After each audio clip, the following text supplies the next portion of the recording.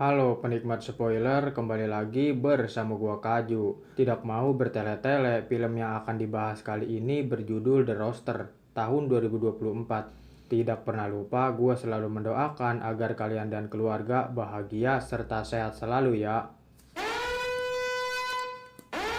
Film dibuka dengan memperlihatkan seorang pria di dalam mobil. Lalu pria itu didatangi oleh wanita tanpa pakaian dan membawa seekor ayam. Dilemparlah ayam itu, dan ya, itu semua hanyalah mimpi. Pria itu bangun dari tidurnya dan langsung memberi makan ayam-ayamnya.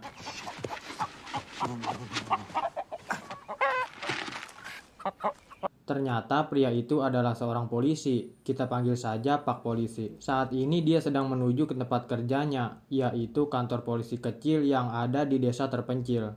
Lalu kita diperlihatkan seseorang yang sedang mengendarai motor ATV. Kita panggil saja pria gondrong. Dia tiduran di bawah pohon dan membawa sebotol miras. Lalu berjalan dan menonton orang-orang yang sedang berolahraga. Pria gondrong itu membuka semua pakaiannya, entah dia gila atau apa, kita belum diberitahu. Lalu ada seorang ibu-ibu yang berbicara kepada Pak Polisi, meminta agar si gondrong dipenjara saja, karena sangat meresahkan. Tetapi sepertinya Pak Polisi tidak setuju. Polisi itu pun mendatangi rumah pria gondrong, tetapi dia tidak ada di rumah. Hello?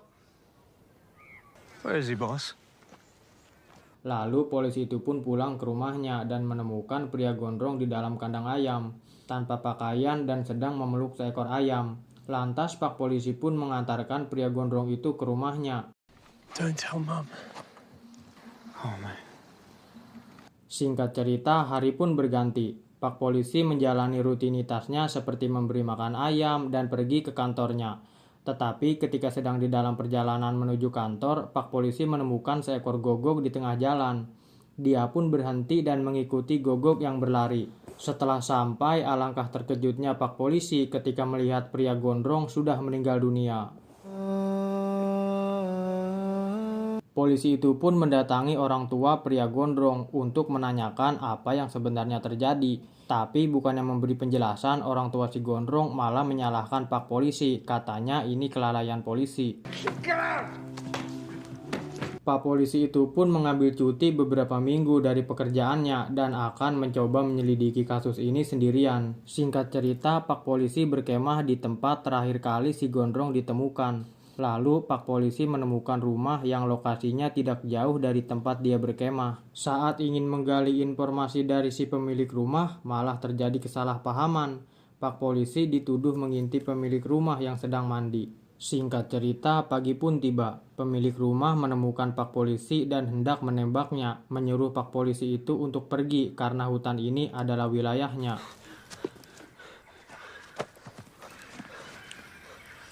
Polisi itu mendatangi pemilik rumah sambil membawa sebotol minuman dan mengibarkan kain putih pertanda untuk berdamai.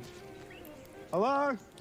Pemilik rumah ini biar gampang kita panggil saja Pak Tua ya guys. Ditemani sebotol minuman, obrolan pun menjadi awet. Mulai dari membahas rumah, pekerjaan, sampai keluarga. Mendengar cerita Pak Tua, polisi pun menjadi sedikit kasihan. Tetapi ada yang ingin sekali ditanyakan kepada Pak Tua, yaitu tentang si pria gondrong. Pak Tua pun bercerita kalau kemarin malam ada yang berteriak dari arah semak-semak. Sudah jelas kalau itu teriakan si pria gondrong. Akan tetapi obrolan selesai dan hari pun berganti. Keesokan harinya Pak Polisi mendatangi Pak Tua lagi dan meminta Pak Tua untuk menjelaskan tentang pria gondrong kepadanya. Pak Tua malah menantang Pak Polisi untuk bermain tenis meja dan akan menceritakan semuanya kalau Pak Polisi bisa menang. 21 wins, yeah?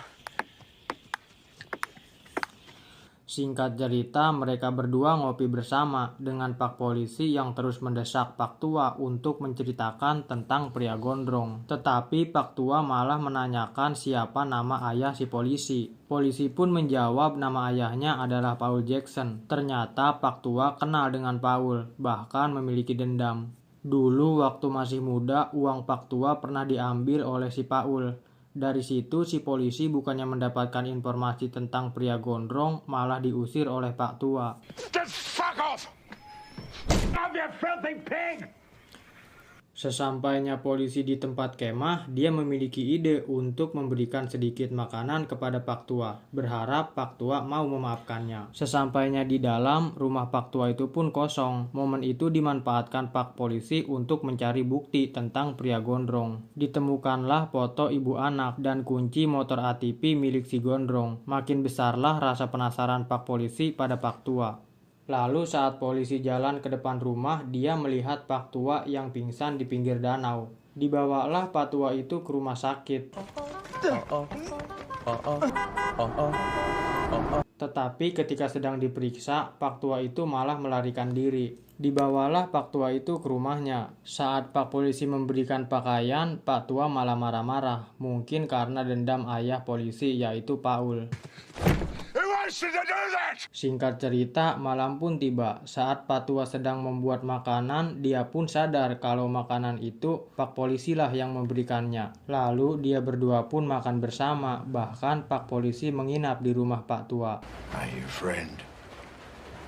Pada akhirnya, Pak Tua benar-benar menceritakan tentang pria gondrong. Di sini terungkap kalau pria gondrong cedera otak dan terkena tekanan mental. Tidak heran kalau di awal-awal film dia membuka pakaiannya. Pak polisi sendiri teman masa kecil si gondrong, makanya dia nggak mau masukin si gondrong ke dalam penjara. Untuk penyebab kematiannya, pria gondrong itu bunuh diri dan Pak Tua sempat memberikannya selimut. Singkat cerita, hari pun telah berganti. Sekarang Pak Tua dan polisi sudah menjadi teman dekat. Lalu Pak Tua bercerita lagi tentang keluarganya. Tetapi ketika ditanya di mana anak dan istrinya, Pak Tua pun menjawab kalau dia tidak tahu. Lalu Pak Tua balik bertanya kepada polisi di mana anak dan istrinya. Polisi pun menjawab kalau dia dan istrinya sudah berusaha untuk membuat anak. Akan tetapi Pak polisi tidak dikaruniai seorang anak dan istrinya pergi meninggalkannya. Mendengar itu, Pak Tua dan polisi pun tertawa bersama seolah mereka memiliki nasib yang sama, yaitu ditinggal keluarganya. Singkat cerita, hari-hari pun berlalu dan diisi dengan bermain tenis meja.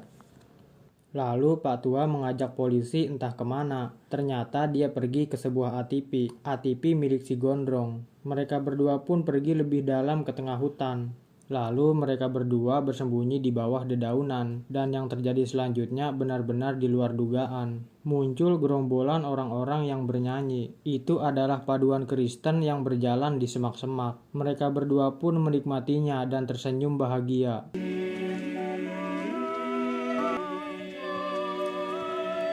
Singkat cerita, malam pun tiba. Polisi bercerita kepada Pak Tua yang inti dari cerita itu adalah cerita sedih. Sampai-sampai polisi sendiri menangis mendengar cerita miliknya. Lalu Pak Tua menguatkannya dengan cara berkokok seperti ayam jantan.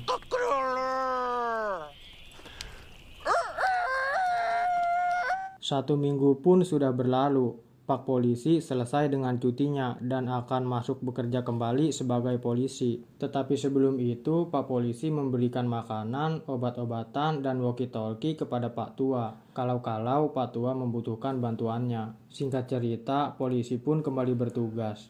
Lalu Pak polisi mendapat laporan ibu dan anak yang hilang. Setelah melihat foto orang hilang itulah, Pak polisi nampak tidak asing dengan foto tersebut. Yang benar saja foto itu sama persis seperti foto yang ada di rumah Pak Tua. Karena rekannya mengira kalau si korban sudah dibunuh dan dikubur, Pak polisi pun datang ke rumah Pak Tua. Sesampainya di sana, polisi langsung menanyakan pada Pak Tua, bagaimana kabar ibu dan anak yang ada di foto itu. Pak Tua pun menjawab tidak tahu. Lalu polisi bertanya apa yang ada di kotak itu. Pak Tua masih menjawab tidak tahu. Dari situlah polisi pun mencurigai Pak Tua. Jangan-jangan Pak Tua lah yang telah menculik pasangan ibu dan anak tersebut. What happened to him? I don't know. Just tell me! Karena mereka sudah berteman, Pak polisi pun melupakan hal tersebut dan memilih pulang untuk menenangkan diri. Sesampainya di rumah, Pak Tua pun menghubungi Pak polisi. Lewat walkie-talkie, Pak Tua bercerita yang sebenarnya, kalau satu mata putrinya buta karena kelalaiannya, dan dari situlah Pak Tua ditinggalkan oleh istri dan anaknya.